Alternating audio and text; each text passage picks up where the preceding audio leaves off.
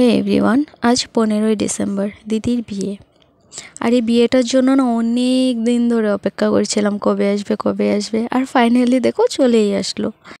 তারপর সকালটা শুরু হয়ে যায় সেই কাজবাজ দিয়ে। কাজবাজ করার পর ও ওখানে সোহাগ জল মাপছিল। আমি যতদূর শুনেছি এই জলটা না যতবার মাপা যায় ততই নাকি শ্বশুরবাড়ির আদর পাওয়া যায় আর বাপের বাড়িতে বারবার আসা যায়। তারপর সোহাগ জল মাপার পর ওখানে রেডি হয়ে গেছিলো আশীর্বাদের জন্য। ছেলের বাড়ির থেকে দুজন এসেছিলো ওকে আশীর্বাদ করবে, তাই রেডি হয়ে ঠাকুর প্রণাম করে আশীর্বাদের জন্য বসে পড়লো। আমাদের নিয়মে ফার্স্টে যারা আশীর্বাদ করতে আসে তাদেরকে আশীর্বাদ দেওয়া হয় প্রথম, তারপর ওরা মেয়েকে আশীর্বাদ করবে। তো ঠিক তেমনটাই হয়েছে। ওদের আশীর্বাদ দেওয়ার পর ওনারা দিদিকে আশীর্বাদ করেছে। ওরা তত্ত্ব সাজিয়ে এনেছিল, তত্ত্বগুলো দেখতে প্রচণ্ড সুন্দর হয়েছিল, খুব ভালো সুন্দরভাবে সাজিয়েছিল। তারপর এক এক করে বাড়ির যত লোক ছিল সবাই মিলে দিদিকে আশীর্বাদ করে।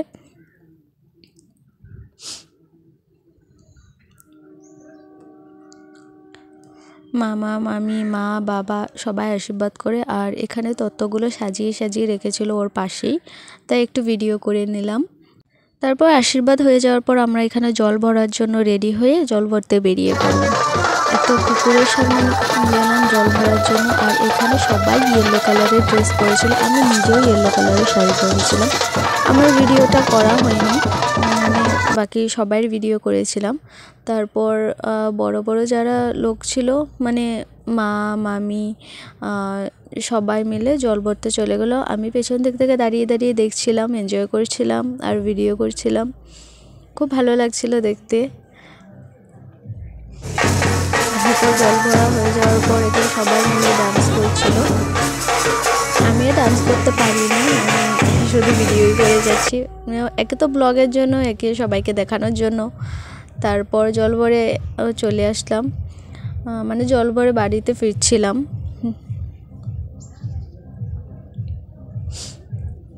আর মামি এখানে বলছিল ভালো করে ভিডিওটা কর।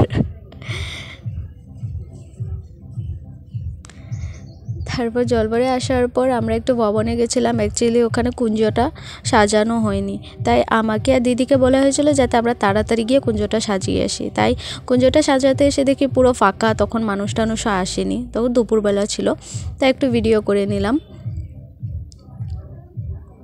তারপর এখানে না অনেক বিয়ে ছিল, তাই ভাবলাম কি বরের গাড়ি হয়তো চলে এসছে, তাই বারবার গিয়ে দেখছিলাম, দেখি যে না অন্য বরের গাড়ি এসছে, আমার দিদির বর আসেনি এখনও। তারপর দিদি একদিনের জন্য সেলিব্রিটি হয়ে গেছিলো, সবাই এসে ওর সাথে ফটো তুলছিল। তারপর আমরা সব কাজের ফাঁকে একটু করে খেয়ে নিয়েছিলাম, কারণ কাজবাজ একবার শুরু হয়ে গেল বিয়ের পিড়িতে ওরা বসে পড়লে আর খাওয়া দাওয়া চলবে না, তাই ফট করে গিয়ে খেয়ে আসলাম। খেয়ে আসার পর বর চলে এসেছিলো, তাই ভিডিওটা করা হয়নি। তারপর বরের সামনে ভবনের বাইরে না কিছু একটা নিয়ম ছিল, তাই দিদিকে একটু বাইরে নিয়ে যাওয়া হচ্ছিল। আর ওর ফ্রেন্ডসরা রিলের জন্য এক এক করে যাচ্ছিল।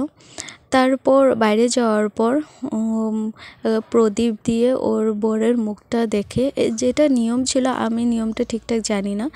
তারপর ওখানে নিয়মটি আমি সেরে ভিতরে ঢুকে তারপর বিয়ের পিড়িতে বসে, আর বিয়ের পিড়িতে বসার পর ওই বিয়ের নিয়ম কানুন সব কিছু শুরু হয়ে যায়। তারপর খৈদান হয়, আর খৈদান করেছিল আমার এই ভাইটা, আমার ছোট মামার ছেলে, ওই খৈদান করেছিল। খৈদানটা দেখতে খুব ভালো লাগে না? দুজন কি সুন্দর খৈদান করছে।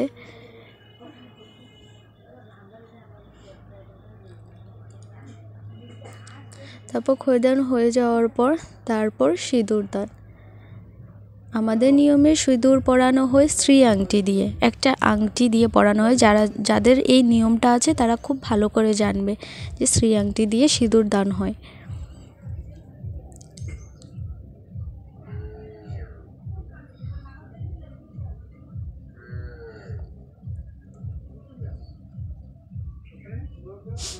আর এই বিয়েতে খুব এনজয় করেছি।